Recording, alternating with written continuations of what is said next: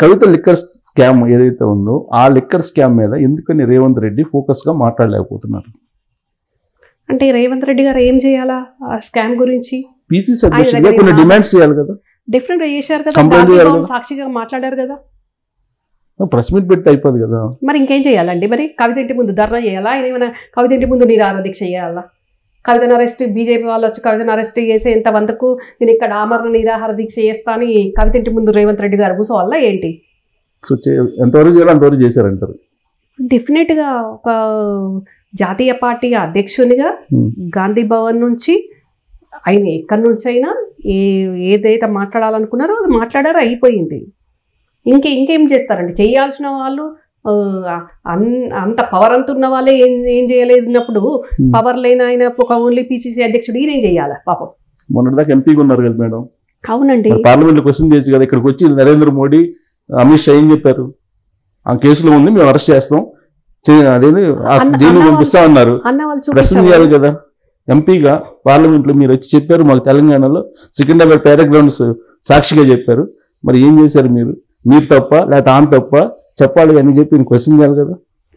కాదండి, ఇప్పుడు కవిత ఇష్యూ ఒకటే దేశ సమస్య కాదు, రాష్ట్ర సమస్య కాదు, ఖచ్చితంగా దేశ సమస్య.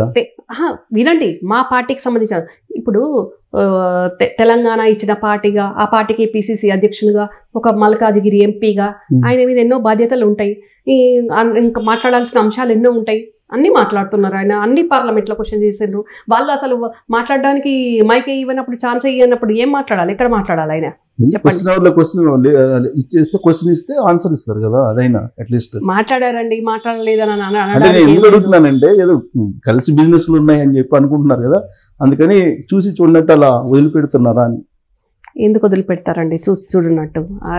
ఏం అవసరం ఉంటుంది మరి? ఇప్పుడు ఆయన ఒక రాష్ట్ర ముఖ్యమంత్రి హోదాలో ఉన్నప్పుడు ఇప్పుడు కాదు, ఇప్పుడు నేను అంటలే, ఇప్పుడు క్వశ్చన్ చేయట్లేదు. ఈ 4 రోజుల నుంచి నేనే క్వశ్చన్ చేయట్లేదు. నిజంగా నేను అప్రిషియేట్ చేస్తాను రేవంత్ రెడ్డిని. ఎందుకు అప్రిషియేట్ చేస్తానంటే ఆయన యాక్చువల్గా క్యాంప్ ఆఫీస్ ఏదో కొత్తది కట్టుకోవాలని చెప్పి ప్రయత్నాల్లో ఉన్నారని నేను న్యూస్ వచ్చింది. చాలా క్లియర్గా చెప్పారు ఆయన.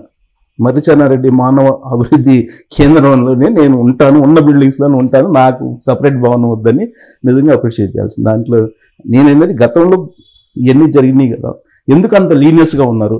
నిజంగా లీనియస్గా లేకపోతే ఇప్పుడు సీఎం అయ్యారు కదా, ఏ ఫామ్ హౌస్ని అయితే డ్రోన్ కెమెరాతో షూట్ చేస్తే జైలుకి పంపించారు, ఆ ఫామ్ హౌస్ ఇల్లీగల్ అని ప్రూవ్ చేయాల్సిన బాధ్యత రేవంత్ రెడ్డి మీద ఉన్నా లేదంటారు? మీరు అనేది జన్వాడ ఫామ్ హౌస్ గురించే కదా, డెఫినెట్గా చూపిస్తారు. ఎక్కడ టైం ఉందండి?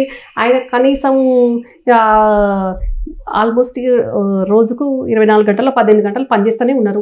పొద్దున్న వెళ్తే ఈవినింగ్ వరకు కూడా సెక్రటరేట్లోనే ఉంటున్నారు, పనిచేస్తూనే ఉన్నారు. ఖాళీగా ఉన్నది ఎప్పుడు?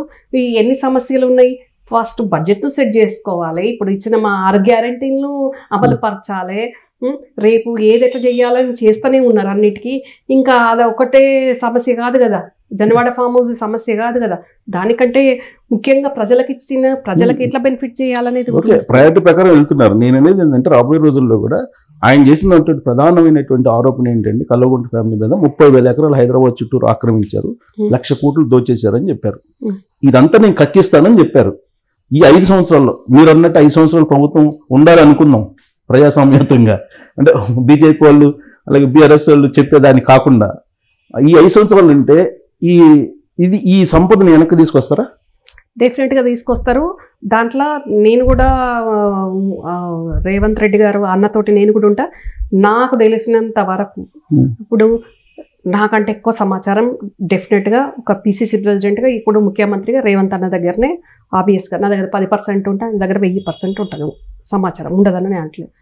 అయినా కూడా నా దగ్గర ఉన్న 10%లో కూడా అది ఏదైతే చుట్టూ ఉన్న హైదరాబాద్ చుట్టూ ఉన్న ల్యాండ్స్లో ఎవరెవరు కబ్జాలు పెట్టినరు, ఎవరెవరు ఆక్పే చేసుకున్నారు, ఎవరెవరు ఇంకా ఇబ్బందులకు గురి చేస్తున్నారు, నా దృష్టిలో కూడా కొన్ని ఉన్నాయి. డెఫినెట్గా నేను ఒక కాంగ్రెస్ పార్టీ నుండి అయినా ఒక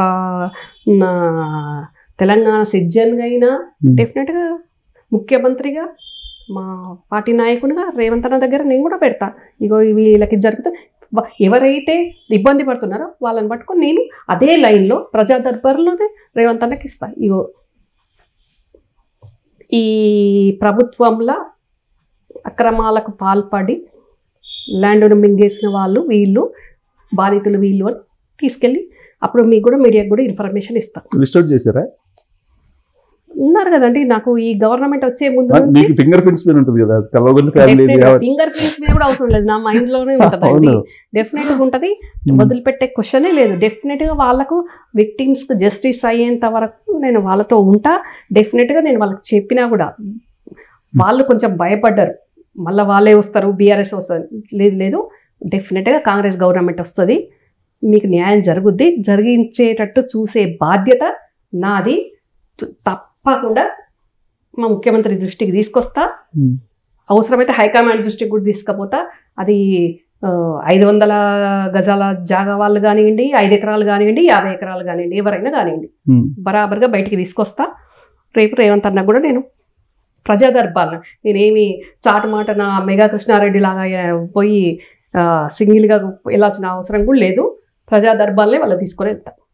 సో ఇప్పుడు జరిగినటువంటి తీసుకొస్తా. ఓకే, ఇప్పుడు జరిగినటువంటి ట్రాన్స్ఫర్స్ వరకు, ఇప్పటి వరకు జరిగిన ట్రాన్స్ఫర్స్ తీసుకుంటే ఇంకా జరుగుతున్నాయి అనుకోండి, చాలా జరుగుతున్నాయి. ఎక్కువగా రెడ్డి సామాజిక వర్గానికి ప్రాధాన్యత ఇస్తున్నారు అనేది వినిపిస్తుంది. అది మీకు కనపట్లేదా? 1, 2 ఈ కనిపించినంత మాత్రాన ఈ 9 రోజుల్లో అయినా ఏదో బ్రహ్మాండ బద్దలైనట్టు మొత్తం అంతా రెడ్డిస్ని అకామిడేట్ చేసిండ్రు అని అనుకోవద్దు. ఇప్పుడే అంత తొందరపడి ఫేర్గా మాట్లాడుతున్నాం. ఇప్పటివరకు ఈ 4 రోజుల్లో జరిగినటువంటి అపాయింట్మెంట్స్ని చూస్తే మొత్తం రెడ్డిస్ కనిపించట్లేదు మీకు, రెడ్డి సమాజ వర్గం అంటే ఇప్పుడు సిన్సియర్ ఆఫీసర్స్, సీనియర్ ఆఫీసర్స్, మరి అట్లాంటి వాళ్ళు సేవలు తీసుకోవాలి కాబట్టి ఇక వాళ్ళకి వెనకాల రెడ్డి ఉన్నదని వాళ్ళని పక్కకు పెట్టేసి మరి అసమర్థులను అయితే పెట్టుకొని ప్రభుత్వం నడపలేం కదండి. ఆ యాంగిల్లో కొంచెం ప్రయారిటీ ఇచ్చారు వాళ్ళకి. అలా కనిపిస్తుంది మీకు?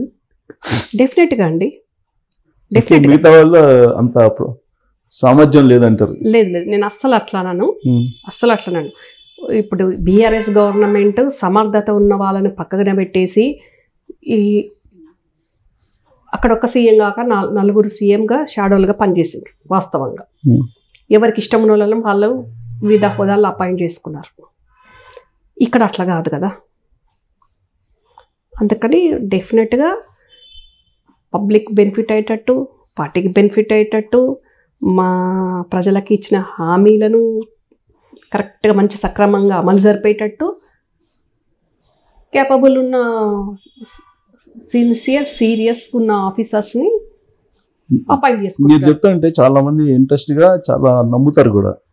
ఇప్పుడు లేటెస్ట్గా బయటకు వచ్చిన ఎపిసోడ్ ఏంటంటే రేవంత్ రెడ్డి బ్రదర్ ఏ విధంగా వెళ్తుంది, అతను ఏ విధంగా అధికారాన్ని రేవంత్ రెడ్డి ముఖ్యమంత్రి కాగానే ఏ విధంగా ఆయన వెళ్తున్నాడు అనేది ఇప్పుడే జస్ట్ నేను రాబోయే ముందుగానే మీ దగ్గరికి ఇంటర్వ్యూకి ఒక కాన్వాయ్ని నడిపించారు.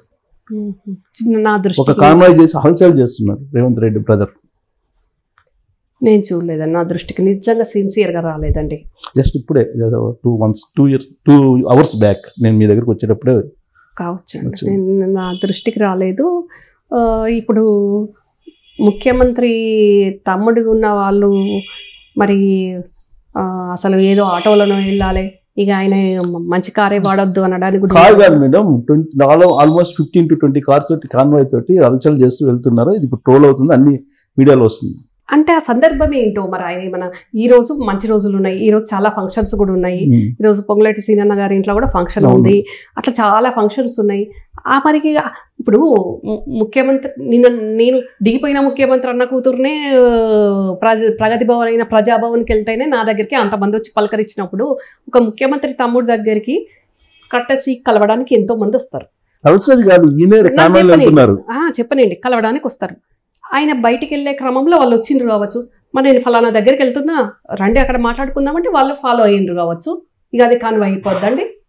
అది రేవంత్ రెడ్డి మించిన కాన్వాయ్ అని చెప్పి వస్తుంది. అదే ట్రోల్ చేసే వాళ్ళు ఎట్లయినా చేస్తారు. నేను అనేది ఏంటంటే రావు గారు, ఇప్పుడు కాన్వాయ్ అంతా ఒకటే నెంబర్ ప్లేటు, ఒకటే కలర్ కార్లు, ఒకటే ఉంటే అవును ఒకటే కలర్స్ ఉన్నాయి, వైట్ కలర్స్, ఒక బ్లాక్ కలర్ ఒక కారు, మిగతా రేవంత్ రెడ్డి గారిది కావచ్చు అండి. కాదు, వాళ్ళ బ్రదర్ సేమ్, వాళ్ళ బ్రదర్ రేవంత్ రెడ్డి లాగా ఉన్నాడు. మీడియా కన్ఫ్యూజ్ అయిపోయి వాళ్ళ బ్రదర్ అని చెప్పి మార్క్ చేసి చూపిస్తున్నారు వాళ్ళ బ్రదర్.